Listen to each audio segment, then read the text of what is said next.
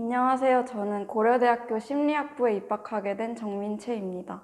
저는 고등학교 때 수시와 정시를 모두 준비하는 학생이었는데 평소 모의고사 성적이 잘 나왔어서 수시로 상향 지원을 했다가 결국엔 다 떨어지고 정시 지원을 해야 되는 상황까지 오게 되었습니다.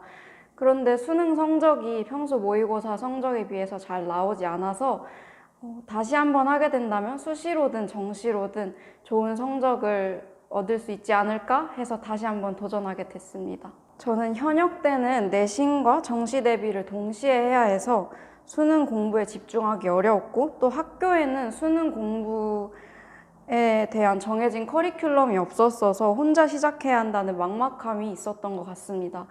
그런데 재수할 때는 이제 수능 공부에만 집중할 수 있었고, 또 학원에 정해진 시간표에 따라서 한두 과목에 치우친 공부가 아니라 고르게 공부할 수 있었던 점이 달랐던 것 같습니다.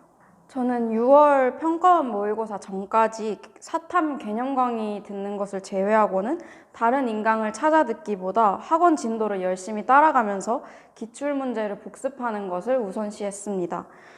연계 공부를 위해서는 EBS 수능 특강을 혼자 여러 번 돌려보고 동시에 학원 수업을 들으면서 반복적으로 학습했습니다. 또 선생님들께서 강조하신 부분들 위주로 복습하고 선생님들께서 나눠주신 변형 문제들도 풀어보았던 것이 제게 도움이 되었던 것 같습니다. 또 모의고사 1, 2주 전부터는 시간을 재고 모의고사를 풀어보면서 실전 감각을 익히기 위해 노력했던 것 같습니다. 먼저 수능 전에는 논술을 처음 해보는 학생들을 위해서 원고지 작성법이나 아니면 문제와 지문을 읽는 방법 등을 가르쳐 주셨습니다. 또 그것을 시작으로 논술 주제별 수업을 해주셨는데 특히 올해 주목해야 할 사회 문제들과 출제될 만한 요소들을 알려주신 것이 제겐 큰 도움이 되었습니다. 수능이 끝나고 논술 시험 직전에는 각 학교별 기출문제들을 풀고 첨삭받는 방식으로 수업을 진행했는데 학교별로 긍정적으로 평가하는 방식이 다르다 보니까 시험 직전에 학교별 수업을 진행해 주신 것이 매우 유익했습니다.